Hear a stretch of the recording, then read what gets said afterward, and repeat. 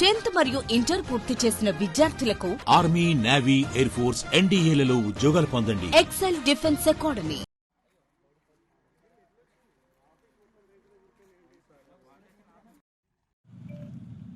గజ్వేల్ మండల్ కొల్గూరు గ్రామంలో 60 ఇల్లులు నేలమట్టం చేసిన హరీష్ రావు 2019లో రెండోసారి గెలిచినప్పుడు ఈ పెంకుటిల్లులు ఎందుకు, మీకు పక్కా ఇల్లులు కట్టిస్తా అని మాటిచ్చి ఒక ప్రొసీడింగ్ లేదు, ఒక ఆర్డర్ లేదు, ఎవ్వరికి ఏం చెప్పింది లేదు. ఓవరాల్గా మాటలతోటి చెప్పిండు. జేసీబీ తీసుకొచ్చిండు, ఆయననే జేసీబీ డ్రైవర్ లెక్క ఎక్కిండు, ఇల్లులు కూల్చిండు.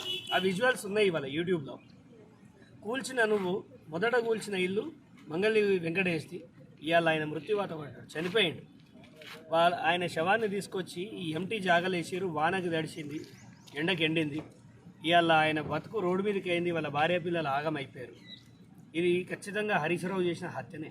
ఎందుకంటే ఇంకా కూడా జనం ఆయన అంటే భయం వీడాలి. వాళ్ళ ప్రభుత్వం పోయింది. ఇక్కడ 60 ఇల్లులు కూల్చడానికి నీకు ఓడిచ్చిండి అధికారం. నీ మీద తక్షణమే మేము కేసు పెడతాం. ఈ 60 కుటుంబాలను తీసుకుపోయి కేసు పెట్టడమే కాదు, నీ మీద రిట్ వేస్తాం, రిట్ ఫైల్ చేస్తాం. నీ ఆస్తులకి వీళ్ళకి 60 కుటుంబాలకి నువ్వు నష్టపరిహారం కట్టియాలి.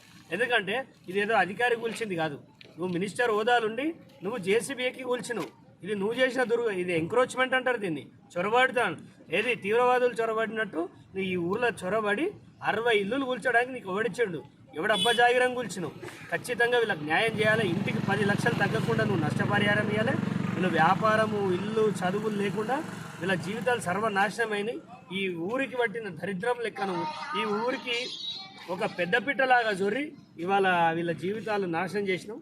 ఎట్టి పరిస్థితుల్లో ఇది సీఎం గారి, మా రేవంత్ గారి దగ్గర తీసుకెళ్ళి నీ భాగవతం అంతా బయట పెడతాం. నీ మీద ఖచ్చితంగా కేసులు పెట్టాల్సిందే. అండ్ రేవంత్ రెడ్డి గారిని కూడా ఒకటే కోరిక, మా ఈ కొలుగూరు నుంచి ఒక కోరిక కోరుతున్నాం. ఏంటంటే మీరు డబల్ బెడ్రూమ్లు కానీ 5 లక్షలు కానీ దాన్ని ఇవ్వాలంటే ఫస్ట్ కొలుగూరుకి ఇవ్వండి. ఈ రాష్ట్రం మొత్తంలో కొలుగూరుకే ఇవ్వాలి.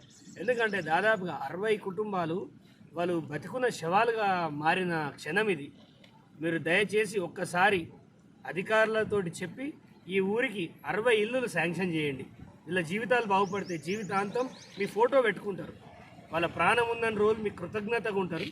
అన్నా మీరు ఈ హరీష్ రావు పీడ నుంచి వీళ్ళని విముక్తిని చేయాలి. ఖచ్చితంగా హరీష్ రావు పైన మాత్రం ఆయనకు సిగ్గు శరం లేకుండా ఆడ ఢిల్లీలో కూర్చొని ఆ లిక్కర్ క్వీన్ని కాపాడడానికి లక్షల రూపాయలు లాయర్లకు ఫీజు ఇవ్వనీకి ఉంటాయి. కానీ ఇక్కడ ఈ పేదలకు పైసలు ఇవ్వనీకి నీకు ఉండయి.